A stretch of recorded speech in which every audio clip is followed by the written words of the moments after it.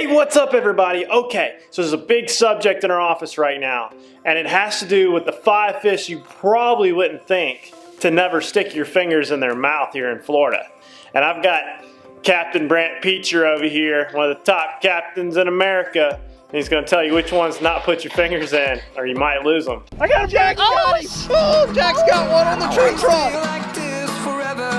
Wanna stay right here with you. Wanna stay right here with you.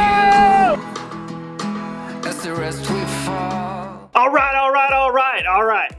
I said that one 5 times. That scared me. It did in his hair though, it went to the left. All right, we've been talking about this and we thought we'd do YouTube and Floridians and people coming to Florida service and be like, which fish should we handle with care? Shrimp back here. So we've broken this down into about 5 fish. Now, and it's not the fish you think that would really take a finger off, like a shark or a barracuda. We all know those will take your fingers off. We want to talk about the ones that you catch, you handle, and you probably don't really think right off the bat, this sucker might bite me. So what's the first one, Brant? So I'm Brant, for those of you that don't know. I failed that introduction. Angler Up with Brant YouTube channel. I'll link it in the description. So let's talk about one, and guys, one of the questions I get on I run 200 fishing charters a year here in Pensacola, Florida, and one of the questions I get asked more than anything on a charter by a customer is, hey, can I lip this fish? They think they're gonna lip it like a bass. You know, I've even had customers reach down and try to lip a saltwater fish, and I'm like, whoa. Put the brakes on. Pump them. That'll be the last time you lip that fish if you do that.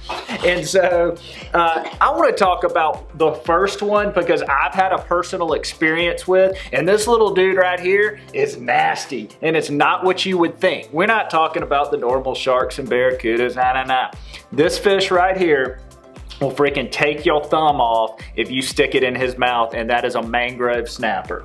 He just told me like a 20-minute story of when he almost lost his finger by a mangrove snapper. Yeah, so I was out there with my clients and we caught a little mangrove snapper, and I'm just trying to get him off the hook like this, and all of a sudden that guy goes bam, and in 2 seconds latched onto my thumb, and you could not pry his mouth open. Every single teeth he had went into my thumb right there. There's probably 20 different teeth into my thumb, and my clients had to take 2 pairs of pliers and pry his mouth open to get him off of my thumb. It was one of the worst experiences that I've ever had in fishing, hands down. That's kind of like an alligator snapper turtle. Well, they say he won't let go until it thunders. Yeah.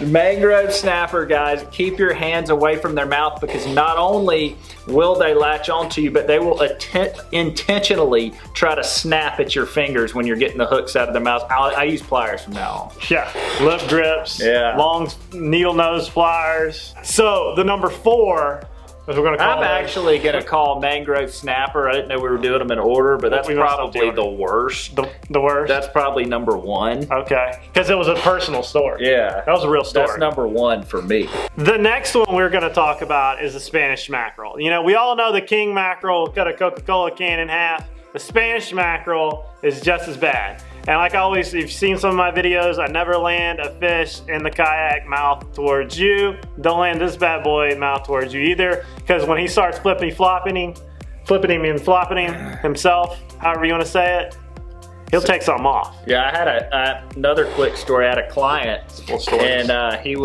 he comes down from up north to fish with me. First time fishing saltwater. We get out there early morning, get into a school of Spanish. He throws his glassman a jig in there, boom, hooks a nice Spanish, gets him up to the boat, and that dude reaches down like it's a smallmouth bass, sticks his thumb right in his mouth and pulls him up, and all I hear from the other end, man, he just starts screaming.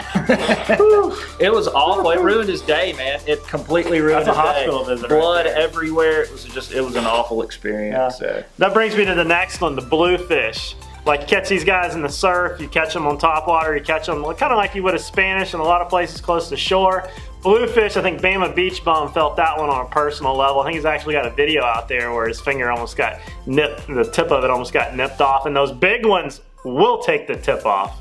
Yeah, I don't have any personal bluefish stories, but they got some teeth, and I tell you, I mean, you just know, because when you get into a school of bluefish, they're gonna cut your line off if you don't have heavy leader, like somewhat heavier leader material. Because and it's just snippets gone. They got some chompers. All right, so the next one, we were putting this list together. Brant insisted on this fish, and this next one's the flounder. Okay, not only do they look like a doormat and something from another planet, particularly like Mars or Venus or something, but this thing has got some crazy teeth on it. No doubt about it, and they're a lot quicker than what they look.